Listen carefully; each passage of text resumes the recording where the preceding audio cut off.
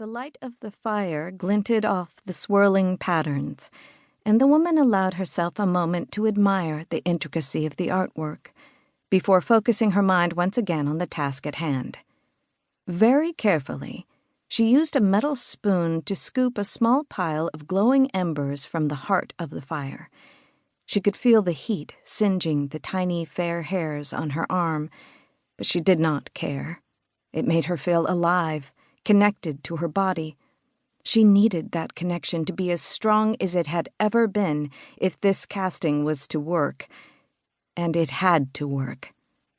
Taking a moment to steady her hand, which seemed hell-bent on trembling, she held the embers beneath the bowl of herbs. Sweet, cloying tendrils of smoke began to rise from it, and she leaned forward, inhaling deeply. Almost at once, the inside of her head felt as light and sinuous as the smoke, and as free to roam. "Create the door," she told herself. "Create the door, and she will find me. Across time, across space, across the wide and mysterious expanses of the spirit world, and then this greatest of all wrongs will be righted at last, before it is too late." "Create the door," she whispered, before falling at last into the depths of the rifting. 1. The Girl in the Flowers. Smile. I am smiling.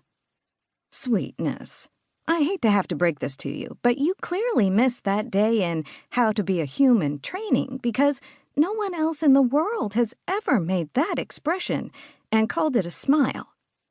Would you just hurry up and take the damn picture already? My face hurts. The sun beat down on my head, and my armpit itched. I felt a single droplet of sweat slithering down the back of my neck and longed to wipe it away. The lace dress, into which I had been stuffed, was corset tight, and I was ravenous. My stomach began loudly protesting my continued torture, but I ignored it. The truth was that I had signed up for this cruel and unusual punishment because when your spirit guide is also a world-class fashion designer, you resign yourself to making certain sacrifices. "This is beautiful," my sister Hannah said, clicking her camera and then gazing happily around the Fairhaven gardens and breathing a sigh of contentment. "I can't believe we never thought to take your photos out here before." "Right, okay, one last pose. Just toss your hair back and close your eyes like you're imagining something," Milo said, cocking his head to one side and eyeing me critically. I obeyed his order, casting my face up toward the sun and closing my eyes. "I am imagining setting this dress on fire and dancing around the flames in my sweatpants," I said dreamily. "See, that's a smile," Milo said, clapping his hands together. "Okay, we're done. Thank you." "You're welcome," I said grudgingly, raising myself carefully from the flower bed in which I had been lounging and trying not to trot on the hem. "When are you planning to post these?" "As soon as Alice finishes up with the alterations on the last order," Milo said, his eyes shining. "So, Saturday, hopefully? And I had a request to have a design lent out to a runway show in London next month, so I want to get that shipped out first." My face broke into a real smile this time.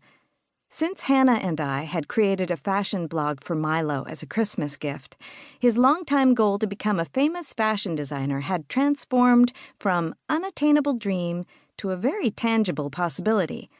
At this point, our biggest challenge was stopping him from becoming too famous. After all, ghosts may have been a daily reality in the Durupinen world, but I didn't think the Hollywood red carpet scene was quite ready for it. Hannah looked down at her watch and frowned. "Do you think you've got what you need, Milo? I'm sorry, but I have to get back to the library. Karen is meeting me with more research materials, and I still have several pages of revisions to make."